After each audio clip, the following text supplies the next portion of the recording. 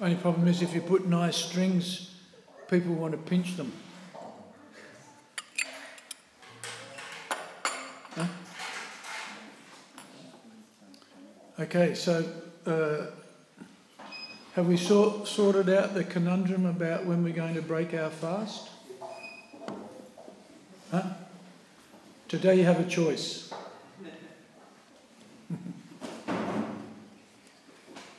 But I checked the PC version of GCal and the iOS version, and they're both the same. It's just the web version of VaishnavCalendar.com is different. Why? I'll write to Bhaktivedanta and I'll find out. It'll be, let's see. If it's a common problem around the world, we'll soon hear about it. Right? Because we're at the beginning of the day, you see, so the beginning of the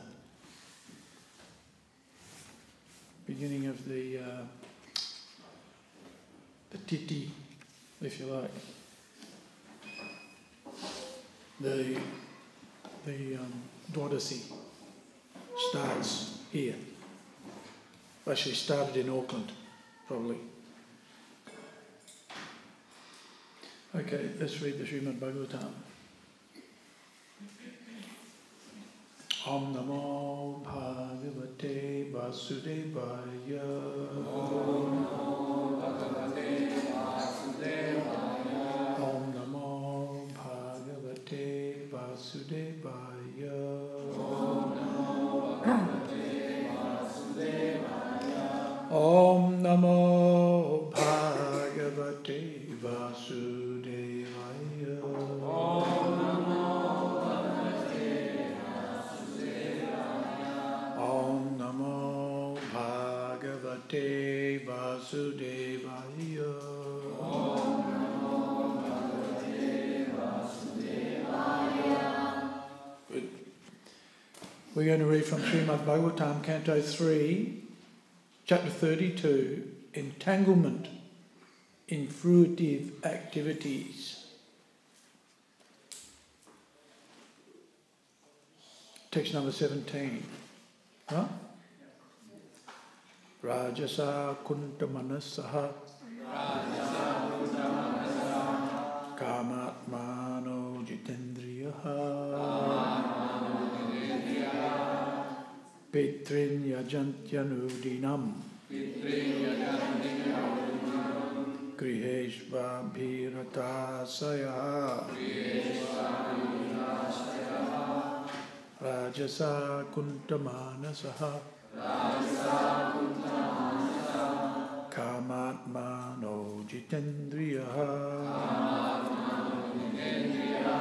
Pitrin yajantyanudinam Griheshva bhiratasaya Rajasa kuntamanasaha Kamatmano jitendriyaha Pitrin yajantyanudinam Griheshva bhiratasaya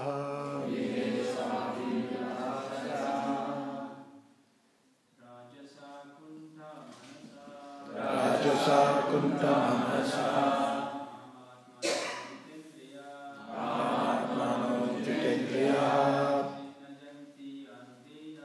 Pitrin yajantyanudinam Griheshva bhiratasaya Rajasa kuntamanasa. Sing the tune that I sang, not your tune, my tune, okay? Kamatmano jitendriyaha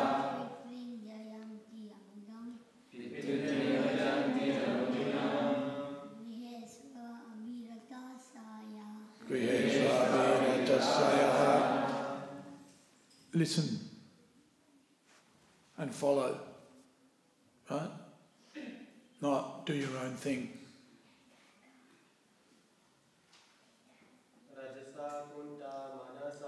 Rajasa kunta manasa kamatmano jitendriya pitriyacantyanudinam griheshvabhiratasaya. Ladies? Rajasa kunta manasa kamatmano jitendriya pitriyacantyanudinam griheshvabhiratasaya. Rajasa kunta manasaha kamatmano jitendriya pitriyacantyanudinam griheshvabhiratasaya.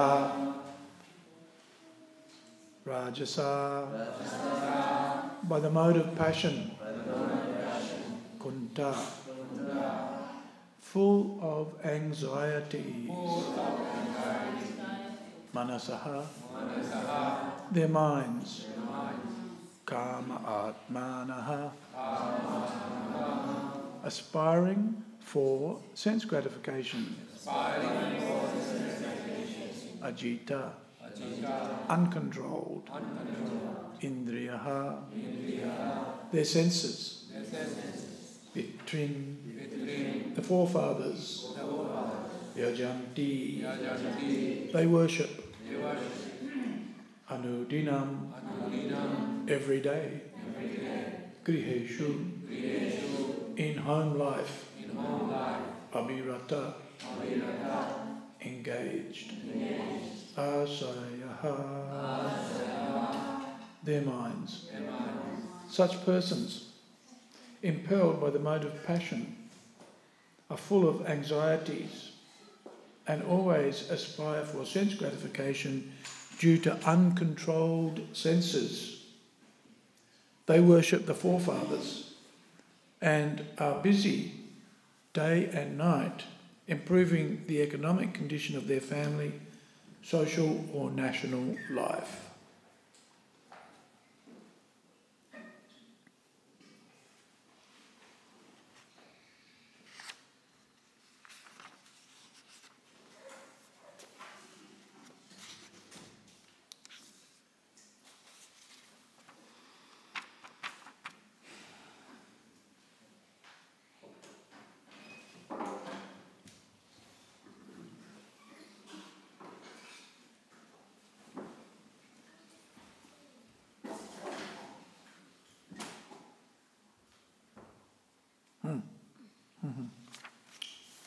Okay, so no purport. Text number 18. Traivargikas te purusha vimukha harimedasa katayam katantiyoru vikramasya madhudvishaha. Such persons are called Traivargika because they are interested in the three elevating processes. They are averse to the Supreme Personality of Godhead, who can give relief to the conditioned soul. They are not interested in the Supreme Personality's pastimes, which are worth hearing because of his transcendental prowess. Madhudvisha. Madhudvisha. Purport. According to Vedic thought, there are 4 elevating principles, namely religiosity, economic development, sense gratification, and liberation. Persons who are simply interested in material enjoyment make plans to execute prescribed duties, They are interested in the three elevating processes of religious rituals: economic elevation and sense enjoyment. By developing their economic condition, they can enjoy material life. Materialistic persons, therefore, are interested in those elevating processes which are called Trivargika.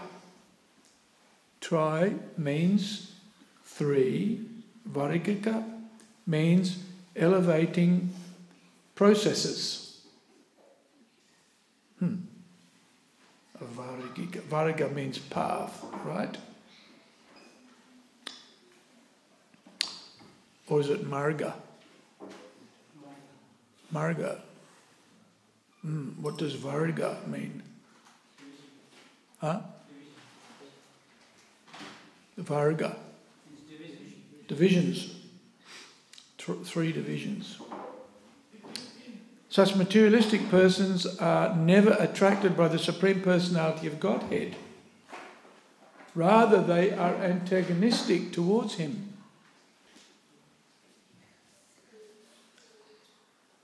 The Supreme Personality of Godhead is here described as Hare Meda, or He who can deliver one from the cycle of birth and death.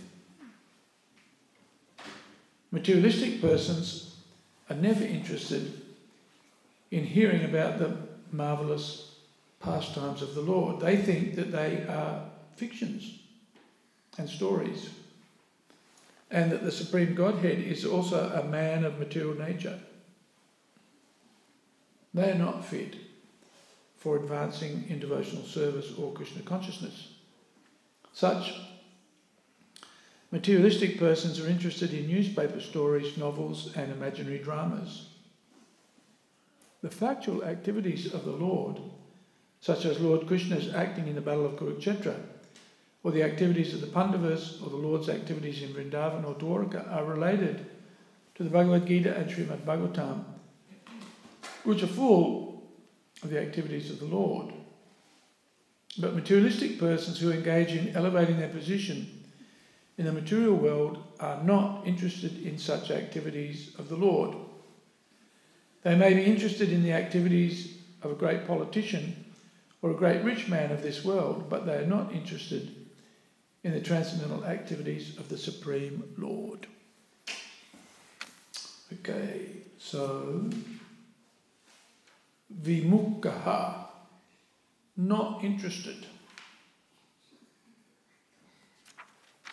Might just read. Trivargikas te purusha vimukha harimedasaha katayam katani yoru vikramasya madhu dvishaha. Trivargika, interested in the three elevating processes. Te, those. Purushaha, persons. Vimukkaha, not interested. Harimedasaha, of Lord Hari. Katayam, in the pastimes. Katani, is that an A? Kataniya.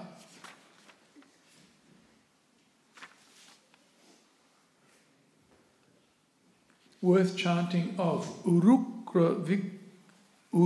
Vikramasya, whose excellent prowess, Madhu Dvisha, the killer of the Madhu demon. Om Gyanatimirandasya Gyananjana Salakaya Chakchurum Militam Jena Tasmai Sri Guruve Namaha Sri Chaitanya Mano Vishtam Stapitam Jena Bhutale Swayam Rupa Kada Mahayam Tadati Svapadantikam Mukkam Karoti Vachalam Pangum Langayate Girim Yat Kripa Tamaham Bande Sri Guru Dinatarinam.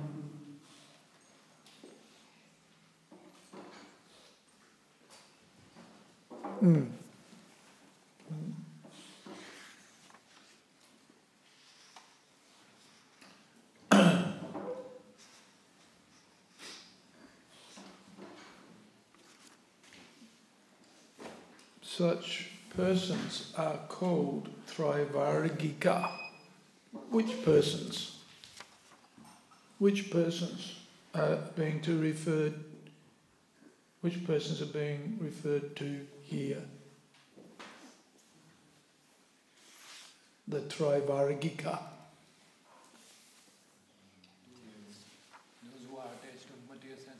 Those who are attached to material sense gratification. Yeah. Bhoga Aishvarya Prasaktanam Taya Parita Chetasam.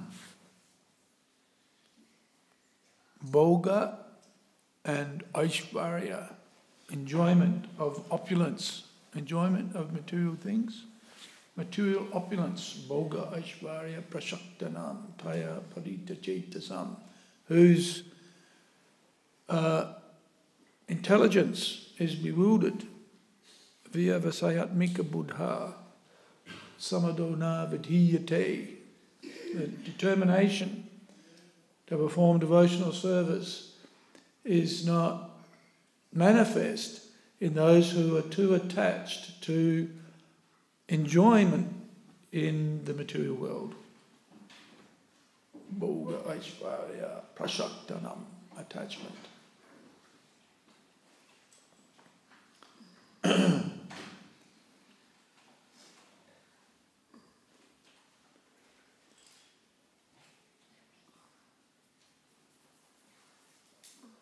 So,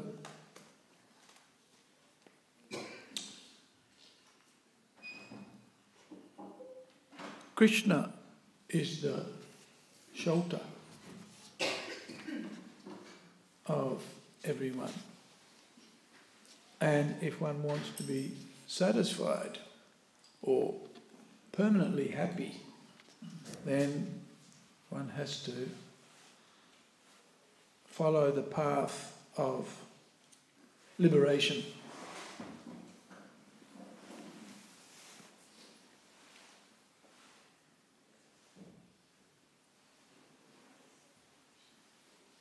Prabhupada mentions there are 4 elevating principles: Kama, Artha. What's next? Dharma, Artha, Kama, Moksha. Yeah. Religiosity. From religiosity comes wealth, material prosperity, advancement. Then from material prosperity, one is able to experience sense gratification, enjoyment. And then there's moksha, liberation. But the focus of the Trivargika, rather than the Chaturvargika, if there is such a thing, is to stop at sense gratification. Or not so much stop at sense gratification, because there's no stopping. There's the pursuit of sense gratification and the rejection or the ignorance of the real purpose, the real goal of life, which is to re-establish our relationship with Krishna. The pursuit of happiness in the material world is always going to be frustrated. Because everything in the material world is limited and temporary. It is asat. And so therefore always frustrating. Nasat. So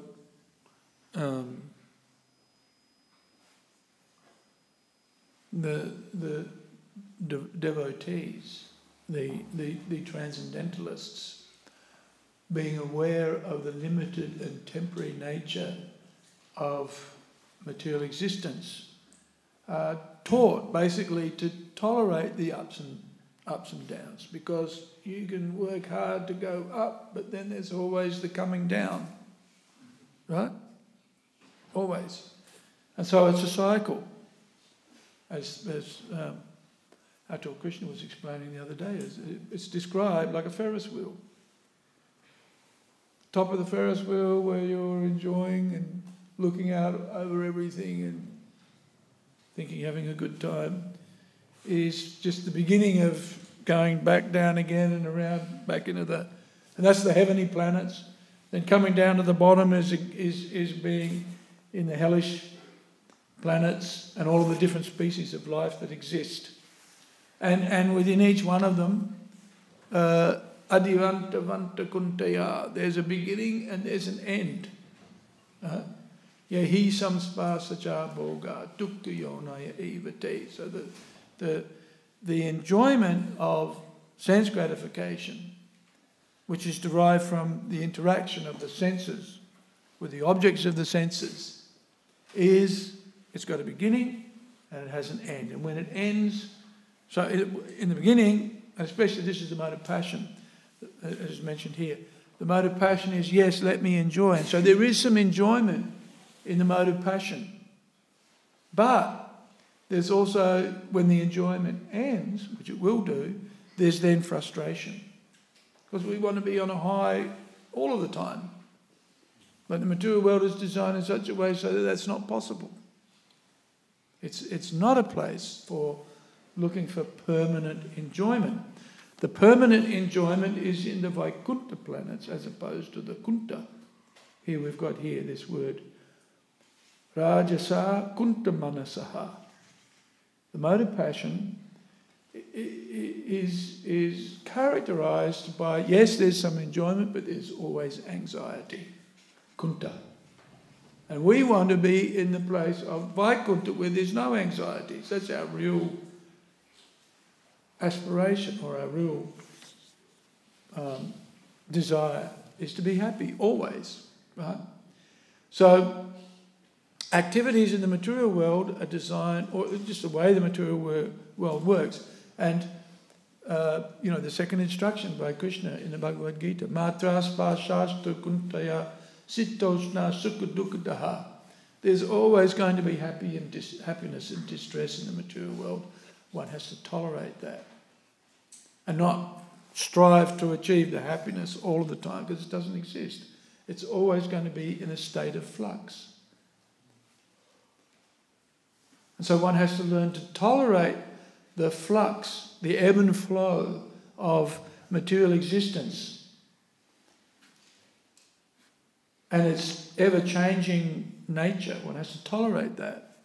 And one has to work on pursuing the spiritual advancement that is the source of permanent happiness, permanent satisfaction, because we are eternally spiritual by nature. Satchit Ananda. Our original identity, our original position is Ananda, blissful.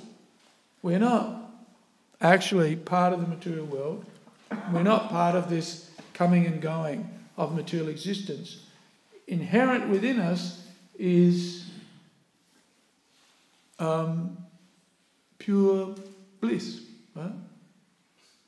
Ananda. Gopal, are you tired? No?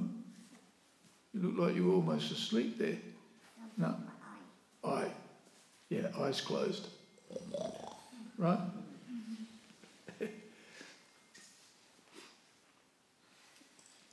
So Satchit Ananda, that's our natural position. And we're identifying on the external platform with the material comings and goings, and are bewildered, especially influenced by the mode of passion, influenced by the mode of ignorance, rarely influenced by the mode of goodness. Mode of goodness, the culture of the mode of goodness is actually elevating. And so we see that in the Vaishnava culture, automatically the symptoms of goodness manifest in the behaviour of the Vaishnavas or of the devotees. And our sadhana practice is very much action in a mode of goodness. And so the qualities of Samodamasthapāsocham, these qualities of goodness automatically manifest in the character of a devotee. Huh? Is that right? Yeah. And then jnana, vijnana, learning, knowledge and realization are manifest in the heart of a devotee, because the mode of goodness is elevating, and so therefore we cultivate the mode of goodness automatically in a practice of bhakti. Right? And that elevation of consciousness enables us or allows us to connect with our original spiritual identity. This is why we offer the prayers to the spiritual master. Oma jnana timirandasya gyananjana salakaya chakshurun militam janatasmare mai si gurave namaha. Because we're generally in ignorance. Well, passion and ignorance. But even passion is a form of ignorance, if you like, in that we're not connected to who we really are, our spiritual identity. And so therefore the prayer of obeisances to the spiritual master is a prayer of appreciation for the guidance, the instructions that are received from the spiritual master that elevate us out of ignorance. The whole process of devotional service is to elevate us out of the ignorance of thinking that we're the body and coming to the realization that we're not the body. First, pratyaksavagamam dhamyam. It is a perfection of religion because it gives us direct perception of the self. So we pray to the spiritual master, we offer our obeisances, our respects to the spiritual master, because by following the instruction of the spiritual master, one's able to realize one's identity. Real identity. First of all, that we're not the body, which is what Krishna tehinos minyata dehe komaram dovanam jara tata deantara praptis dhiras tatra namuyati. First instruction is you're not the body. You're a spirit soul. Just changing bodies, the vehicle's just changing, right? It's a new vehicle, it's a teenage vehicle, or it's a child's body, teenager's body, youth's body, adult's body, right? It's all changing. So we think we are this body, but that's an illusion, right? What's going to happen at the time of death? Poof, it'll be gone. So then who will you be? Or who will we be? What are you going to be in your next life, Gopal? Huh? You don't know. I can tell. You're going to be a devotee. Huh? We're going to be devotees. Well, we hope so. No, we should be. If you're chanting Hare Krishna and rendering service to Krishna, then the least you will be is a devotee. The least. You may be more than that. Well, no, actually, there's nothing more than being a devotee, actually. That's who we are. Krishnera Nityadas. Right? So those who are materialistically focused, they're not interested in those kind of things. Right? But those who are attracted to devotional The problem is there's a mix-up, right?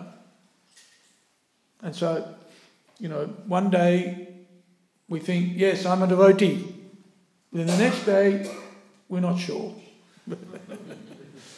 And we might be attracted to other things also. We become attracted. This is the power of association. We're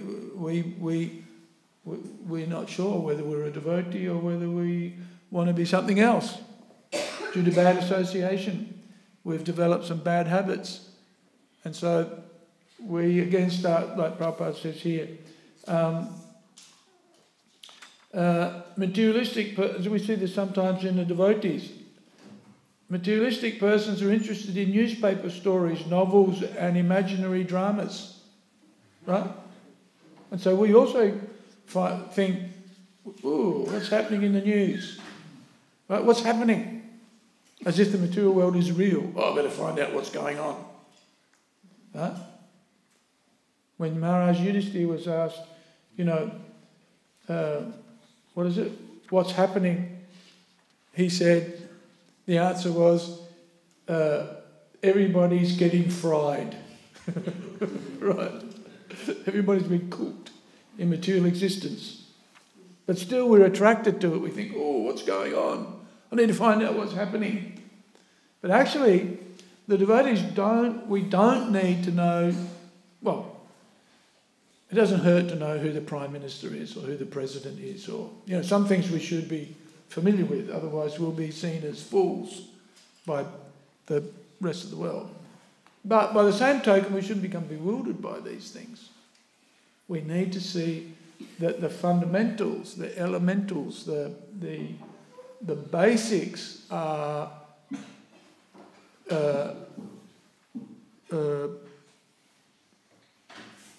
the foundation of all existence is basically spiritual. And so therefore what's going on for us is, what is Arjuna doing? What's Krishna doing? What are the Mahajanas doing? What are the great transcendentalists doing? Not what's, the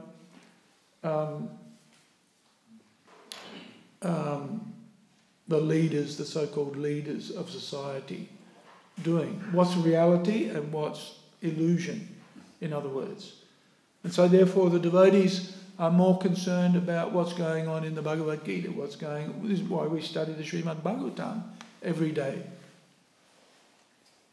Because those activities are the activities that bring a person to the point of self-understanding, self-realization, that uncover that spiritual identity. The first thing we need to know is we're not the body. And then we go beyond that point, because that's the beginning. We were discussing this the other day. That's the point of liberation that the Mayavadis, that the impersonalists aspire to. But the devotees are automatically brought to that point just by the practice of devotional service, and then they go beyond by engaging in so many activities in relationship with Krishna, that we develop further from the point of understanding that we're not the body. We go beyond understanding that we're not the body to the point of knowing who we really are in our spiritual identity. That's the goal of the practice of spiritual, of bhakti, is to realize one's eternal relationship with Krishna. Prabhupada says, our process, our purpose is to actually meet Krishna and talk to Krishna face to face. Prabhupada says this in the lectures on the Bhagavad Gita in London, on the first chapter of the Bhagavad Gita. Prabhupada mentions this point that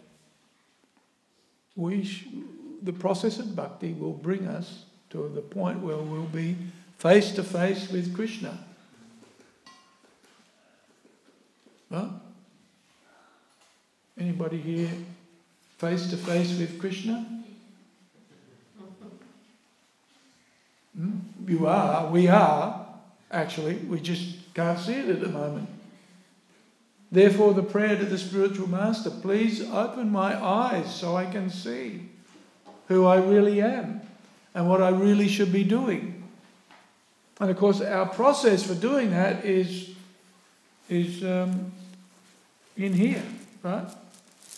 In the bead bag.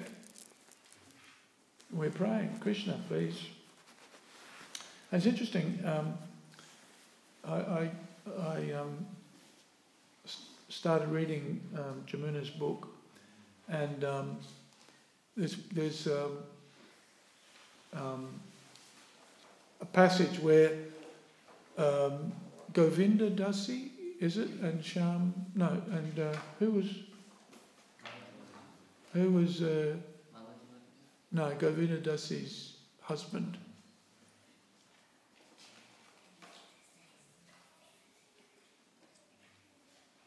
I can't remember. Anyway, they came to Los Angeles to serve Srila Prabhupada.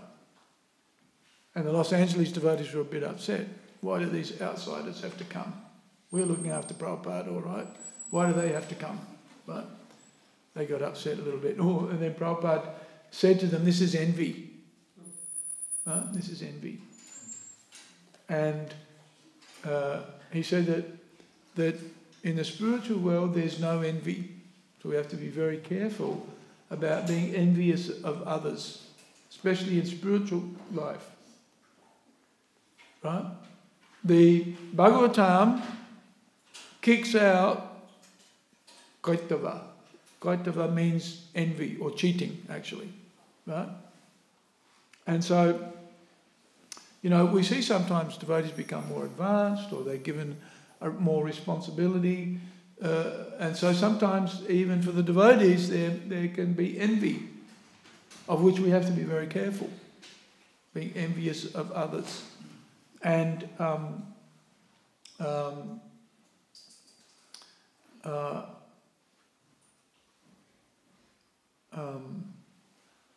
the nature or the feature of spiritual existence is that there's no envy. Right? Prabhupada makes this point. So anyway, Govinda Dasi was asked by Srila Prabhupada to help with his translation work, and he said, you can type and transcribe. And she said to Srila Prabhupada, but I don't know how to type. Right? And Prabhupada said, well, you can learn. Right? All of those who don't know how to touch type, or I don't know how, you can learn. Right? And it's interesting, when you learn how to type and you put your hand on the keyboard and you think F and you go F, right? Don't even have to think about it. A, S, D, F, J, K, L, M, semicolon. I learned that in high school, actually. Right? When typing was for girls, right? Who could imagine that the Port Augusta High School could be so advanced that the boys went and did girls' stuff, typing. In those days, when my father was an administrator in the education department, they had a typing pool in the office, right?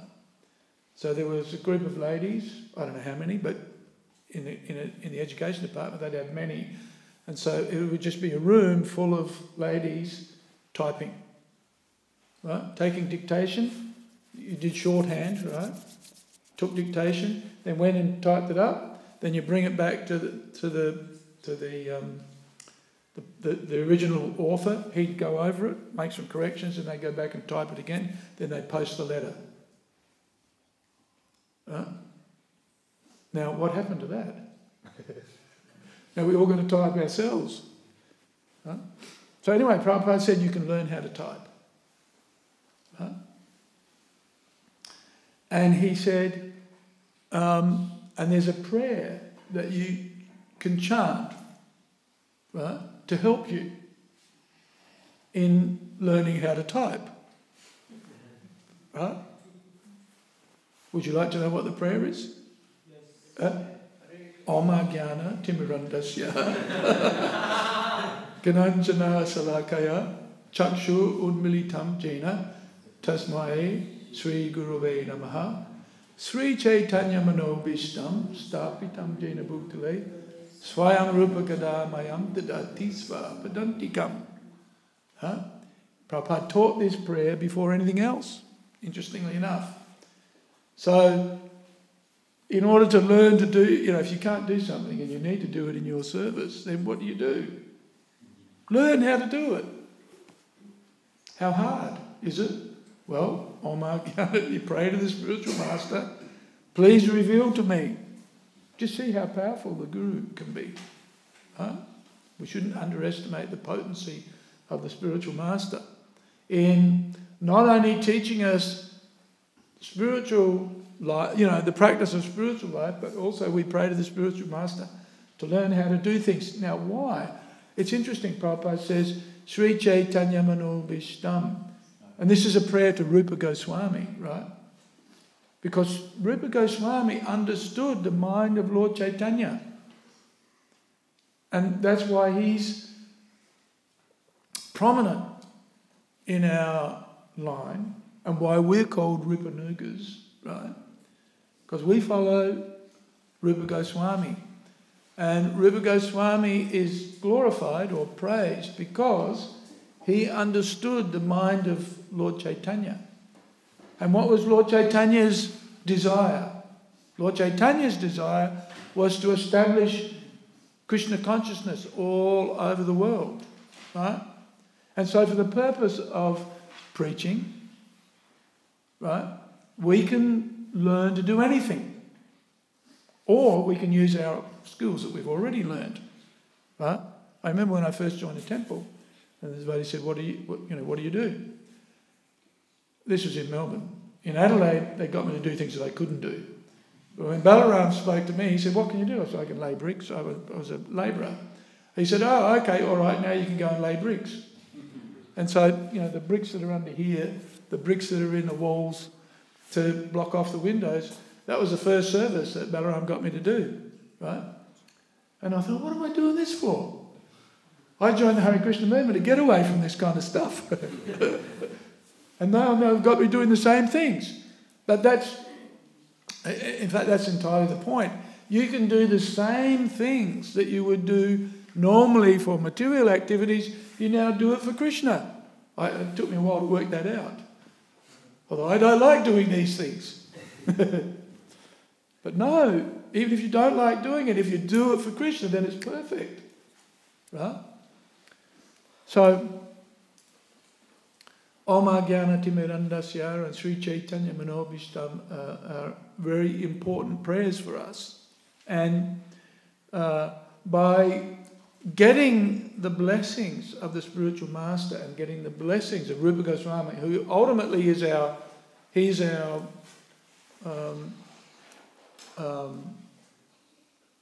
what shall we say? He's one of our Sampradaya-acharyas. Like Srila Prabhupada is our Founder-Acharya, right, for ISKCON.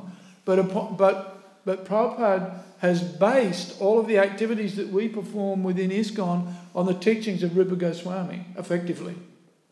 All of the instructions on how to worship the deity and all the 64 items of devotional service as described by Rupa Goswami in the Bhakti Rasamrita Sindhu. That's all of the things that we do, right? That's all of the things that we do. So that's why the spiritual master and Rupa Goswami are so important for us, because they provide us with all of the activities that we require to pursue that fourth path, if you like, right? Because we've got, Dharma, Artha, Kama, Moksha, right? Dharma in the Vedic sense is to follow all of the rules and regulations and the rituals, if you like, and specifically for the Trivargika, for elevation to the heavenly planets, for the accumulation of material benefits so that one can enjoy sense gratification. Right? Whereas, and then ignoring the moksha, if you like, right? But the devotees understand the irrelevance of following that path, right? Because it's limited in temporary. Even Krishna says, those whose minds are bewildered by the flowery words of the Vedas, right? So the Vedas are offering, let's go to the heavenly planets, let's live for millions of years and enjoy the pleasures of the Nandana gardens and the Apsaras and so forth. Let's go there, right? But the Bhagavad Gita says, no, that's temporary. Okay, may last for a very long period of time. But if you want real satisfaction and real happiness, then you'll follow the process of bhakti, because that'll elevate you to a place where you can enjoy your Satchit Ananda form perpetually, eternally, forever. And that feeling of happiness or satisfaction that we're all looking for, which is ultimately not achieved by those who get to the heavenly planets, right? And Prabhupada mentions how, in the last year of existence in the heavenly, your garland starts to wilt, right? And then the anxiety of having to leave the body sets in, right? You sure you're not tired, Gopal? No? You're doing a good job of looking like somebody who's falling asleep. Eh? Is that just to fool me?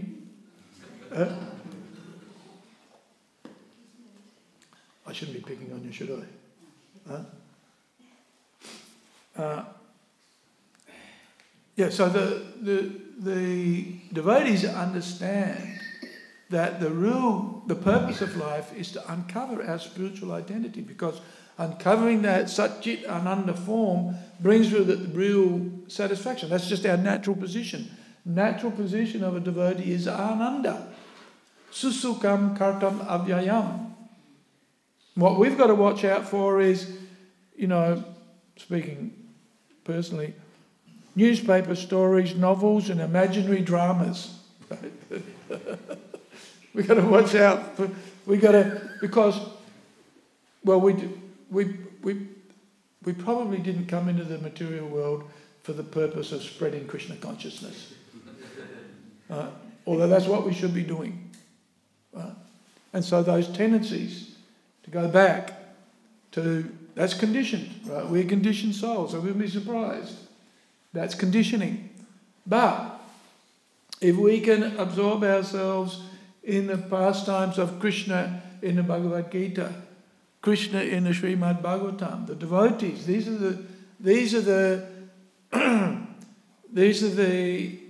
is the aspiration of a devotee. We're not interested in the Traivargika process. And in this day and age, the materialistic people that have been mentioned here in the Bhagavatam, they're way, way more elevated than the materialistic people that you'll find in Albert Park or downtown Melbourne, right? Or Auckland, Los Angeles, New York, London, you name it. Right? Although we will find the devotees in those places. Right? There will always be someone to chant Hare Krishna with on this planet.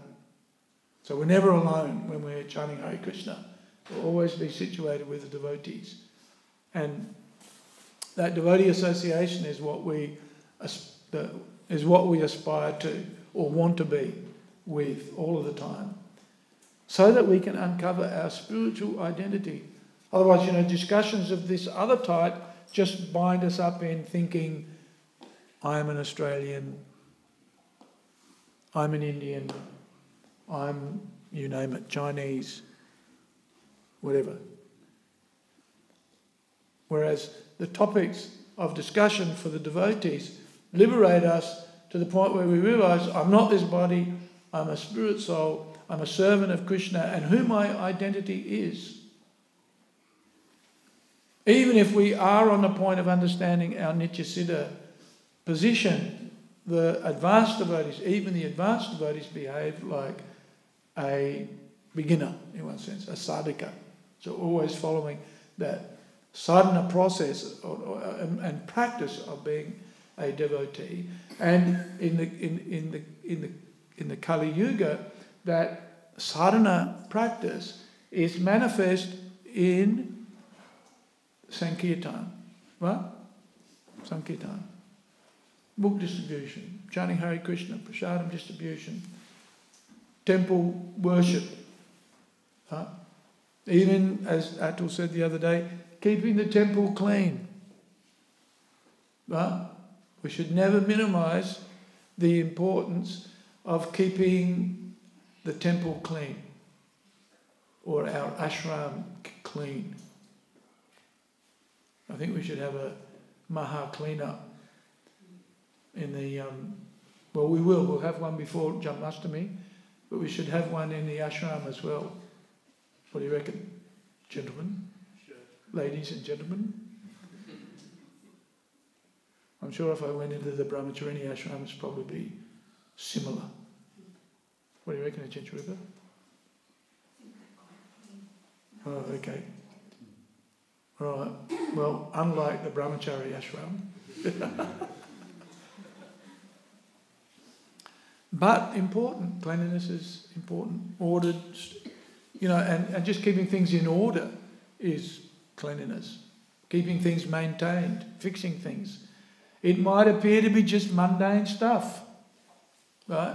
But when it's connected to Krishna, it becomes, it is on an entirely different level. Prabhupada says, there are people who criticise the Bhagavad Gita. Oh, why are we reading all of these names of these fighters, these warriors? Where's the benefit of doing that? Huh? But Prabhupada says, they're connected to Krishna. So as soon as there's the connection to Krishna, then it's elevated from material life to spiritual life. So even apparently mundane things, when they have their connection with Krishna, then they become spiritualized and are performed for the benefit of everybody ultimately. And that's our preaching mission. Prabhupada said, we'll be known, the Hare Krishna movement, the Hare Krishna devotees will be known for their revolutionary cleanliness. Right? Revolutionary cleanliness.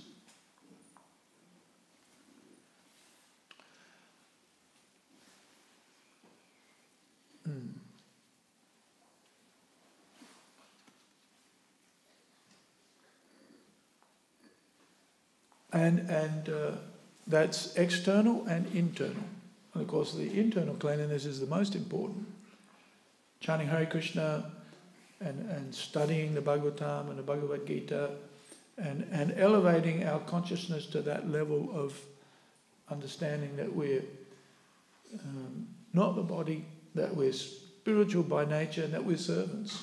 So who our servant identity is. That's gradually revealed to us as we practice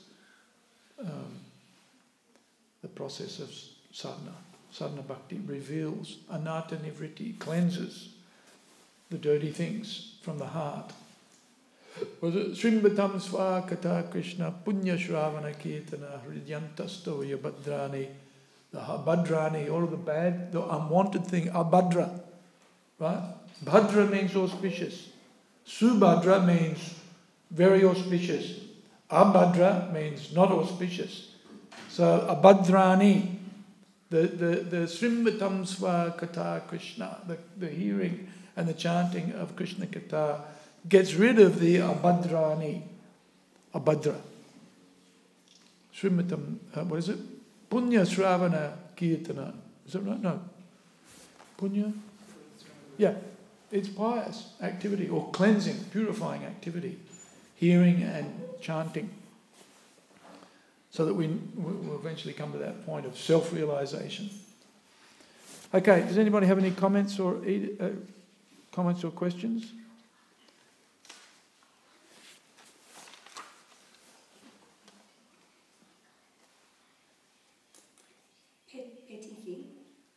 Yeah, what time are we going to break fast today? Yeah, no, right. It's on the calendar. You already put it on the calendar. That's our the official breakfast time is 11:37.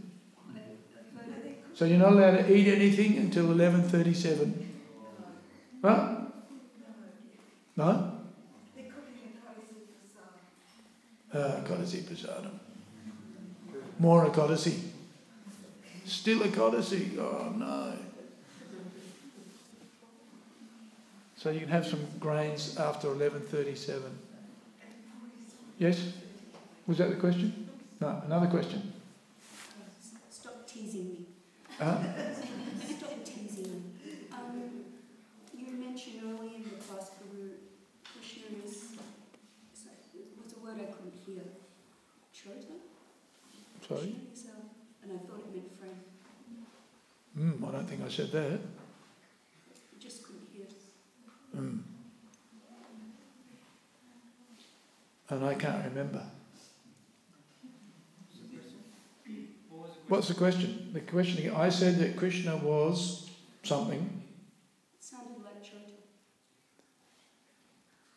You did say Krishna is Ajita in that uncontrolled. Ajita. It mentions here in the purport, Krishna is Ajita, isn't it? No. There's a word, Ajita. It's up on the board. Isn't it? 17. Jitendriya, Ajita. Jitendriya. Here, Ajita, uncontrolled. Ajitendriya. Yeah, uncontrolled senses. Thank you. I had a question in regards to, you mentioned in the beginning about the process of Krishna consciousness helps to bring us up to the mode of goodness. Yes. You can practice Krishna consciousness and mode of passion and ignorance. What stops? Why do some people practice in the mode of passion? Why do we practice in a mode of passion and ignorance? Because we're conditioned and influenced very much by the modes of material nature. And so therefore, by habit, we perform devotional service, but with material motivations, basically, right?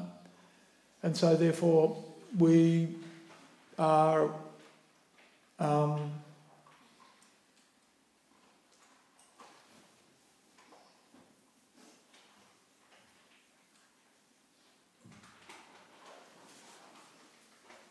superficially, I think the word could be used, superficially performing devotional service.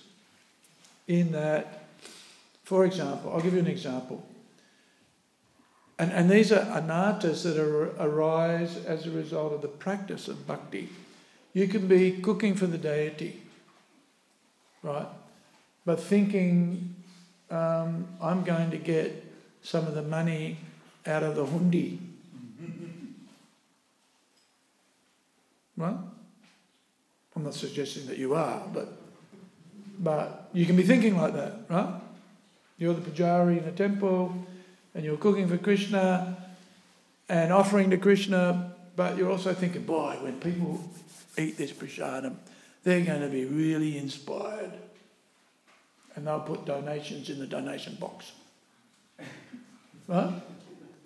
And I'll use some of that money for myself. Now, it is okay to use some of the money for yourself because it will be used for Krishna's service ultimately, right? But if you're thinking of using that money in some way for sense gratification, that's not so good, right? And we may think like that because of just habit, right? When I get more money, I'll be...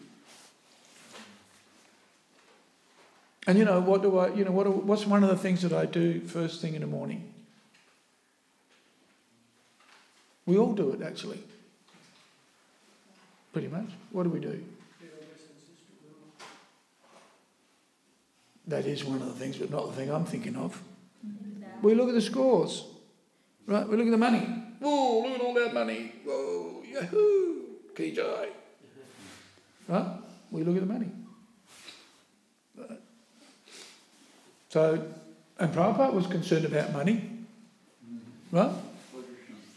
Yes, for Krishna. But if we start to think, oh, for myself, just an example. I'm not suggesting that that's what we're doing, necessarily, right? But it can creep in. Creep in. Does that make sense? That's just a very simple example of how, because of influenced by the mode of passion, and there may be other ways, other, you know, especially amongst devotees. It might be a little more subtle.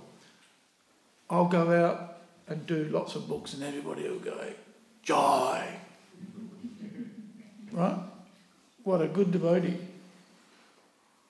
But sometimes you can just be a good salesman, despite the fact that you might not be a very good devotee. Huh? But because you've distributed a lot of books and you collect a lot of money, then devotees are going to say, "Jai Prabhu, Hare Bol." And you think, "Oh, that's good, I feel good now." Right? And we do it for that reason.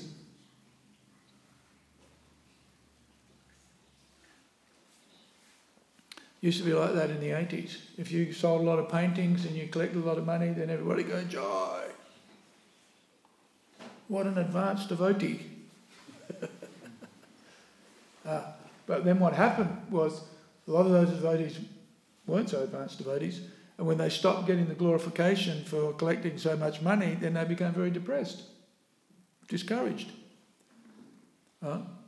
So why do we have material motivations when we come to Krishna consciousness? How come we're not all Paramahamsa, Sudasattva bhaktas? Why not?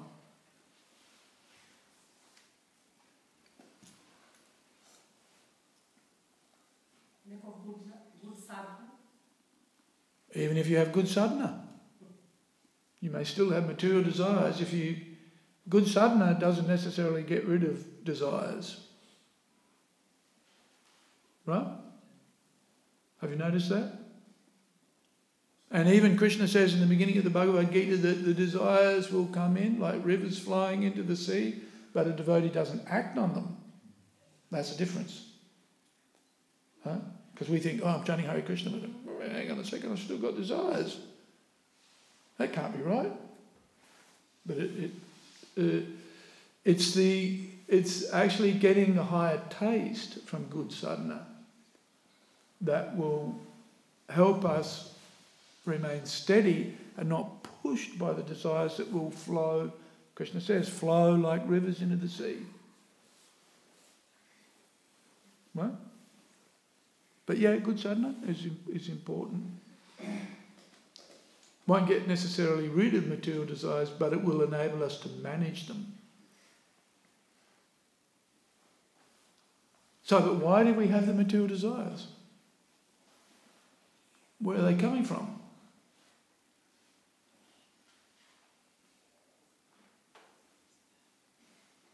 Conditioning for many, many lives. Yes, conditioning from many, many lives. It's a habit. It's a bad habit. Right? We have bad habits.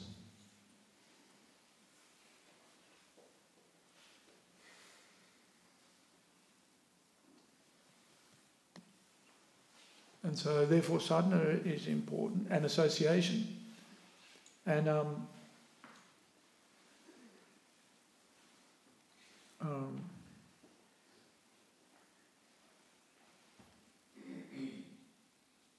these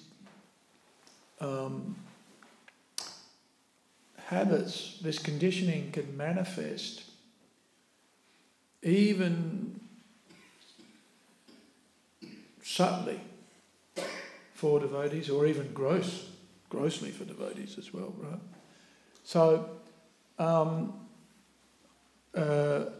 Krishna mentions in the Bhagavad Gita that we're influenced by the different, or our nature, our character, or the qualities that we have are due to the association with the three modes of material nature, right? And so when we come to Krishna consciousness, there will still be a residual, and so therefore some activities may be performed. The activities of devotional service are transcendental in and of themselves, but our motivations for doing them are tinged by the modes of material nature until we become purified. So therefore we stay in the association of the devotees, we seek out the association of the pure devotees. Rupa Goswami encourages us, identify, know who's a beginner, know who's making advancement, know be able to identify those who are purely motivated, associate and serve them, right? Associate with and serve those more advanced devotees. Associate with those who are on the path of purification, and be merciful and careful with those who are devotees but still may be materially attached. Right? So that we become purer and purer and purer. That our motivations are to please Krishna and please the devotees, and the residual of material existence where the inspiration is to serve the mind and the senses is slackened and reduced by the practice of bhakti. And a good part of bhakti is learning how to associate with the bhaktas, right? And seek out that good association. So that, because, sangat sanjayate kama, what you associate with you'll reflect that, and you'll imbibe those qualities. They reflect qualities that will reflect off of you ultimately, right? We've been associating with we've been in the material world for some time, and so we're still reflecting some of that material association. But the association with the devotees is so powerful that can be reduced practically to nil, and we become devotees by association, right? And that residual conditioning is gradually purified by the practice of bhakti, and that natural development of goodness that comes as a result of cultivating bhakti, pure bhakti. Okay, so we don't have to go to breakfast till 11:30. So any more questions? Mahatmaji. One comment. One comment. Srila Prabhupada's